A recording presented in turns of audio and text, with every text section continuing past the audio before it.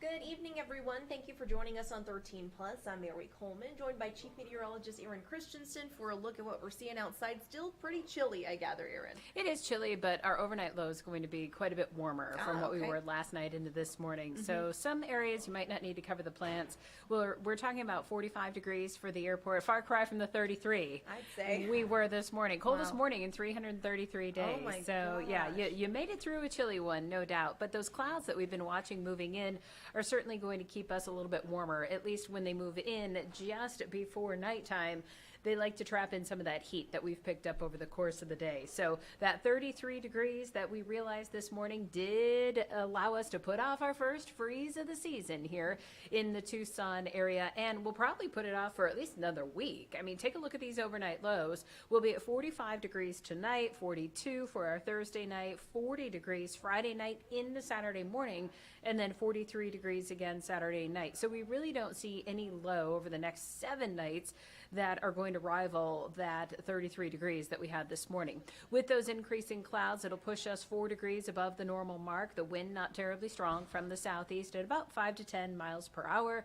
You want to plan on 44 for a low in the Marana area, pretty much the same in Oro Valley. Still, though, upper 20s for Wilcox, below freezing in Benson. You'll be at 32 degrees overnight in Douglas. So some of those areas where you're still going to be pretty close to the freezing mark, maybe even Green Valley at 43. If you live near a wash or a low-lying area where that cold air likes to pool, you'll still want to make sure those plants are covered up. Of course, the pipes, if you wrap those, there's no harm in leaving them wrapped. And of course, people and pets have to be indoors. 47 degrees for the overnight low in the foothills of the Catalinas, mid-30s for Sonoyta, upper 30s, though, for Rio Rico.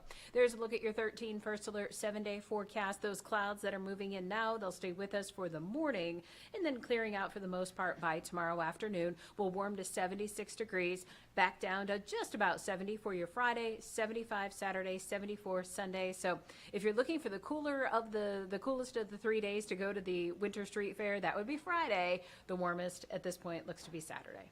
Perfect. And the warmest is 75, so we'll take it. Not to, like you said, this is a far cry from the 100 pluses that we're used to, so we will take it. I think we're still the envy of the country. Absolutely. Thank you, Aaron. Sure. Well, Aaron, we'll have your up-to-date forecast coming up on 13 News Live at 10 if you would like to join us for that. But for now, let's jump into our story for this evening. Well, many people will soon take to the roads and skies for this holiday season, but for many travelers, tight budgets are impacting their winter travel plans. Consumer investigator Carice Jackman explores practical tips to help you effectively manage your holiday vacation funds.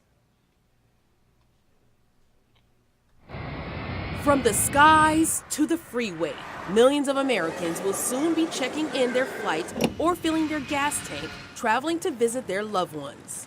But no matter what type of way you travel, one thing is the same. The holiday season always comes with a cost. So a lot of people will choose not to travel, number one, but a lot of people will and still just will pay inflated prices. In a lot of cases, that will end up with them having a lot more debt. John Kiernan is managing editor of the financial company Wallet Hub. They conducted a national online survey and found 72% of people say inflation will affect their winter travel plans this year, and 37% say they don't have a winter travel savings fund.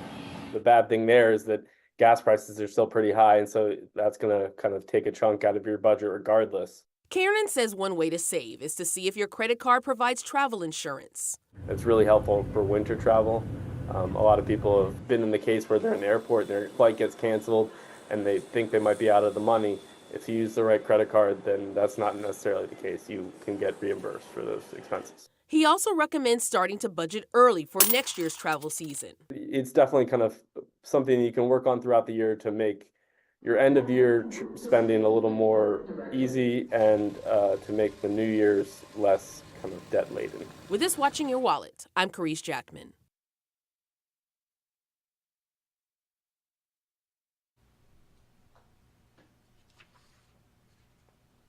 Now, Kieran also says a lot of people have multiple credit cards and forget about how much they may have in unredeemed rewards. So be sure to check your online accounts to see if that's something you can take advantage of with those holiday trips. And to our next story for this evening, if you've been stopped at the airport for a carry-on that's too big, you know the struggle. Did you know the person who called you out may actually make money off of that situation? Susan Campbell has more information.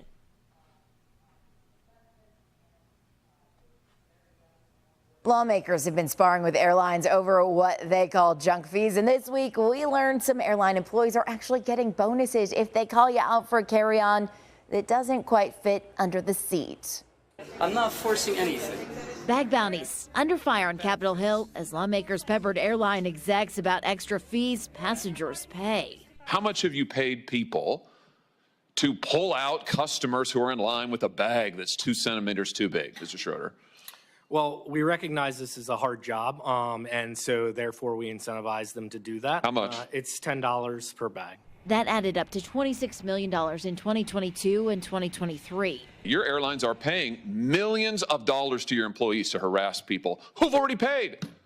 They're there in line because they've already paid. It's unbelievable. It does lead to potential abuse because there's nobody really checking these agents to make sure they're enforcing the rules fairly. Julian Keel, the CEO and founder of PointsPass, says to avoid a bad experience at the gate, it's important to make sure your carry-on will fit into the sizer with room to spare. Every airline has slightly different requirements, so be sure to check the fine print when you buy your ticket. But he knows that's frustrating for flyers. At the end of the day, this is why people have been moving away from these low-cost carriers. And that's why Frontier and Spirit are having such business difficulties and looking for a new model that involves not nickel and diming their customers.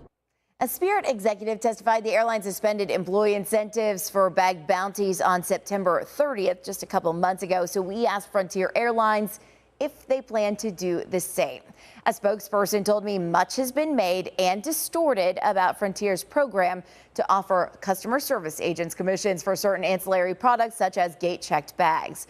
This program is meant to enhance compliance by passengers with Frontier's carry-on bag policy. The airline says that also improves safety and boarding efficiency. I'm Susan Campbell.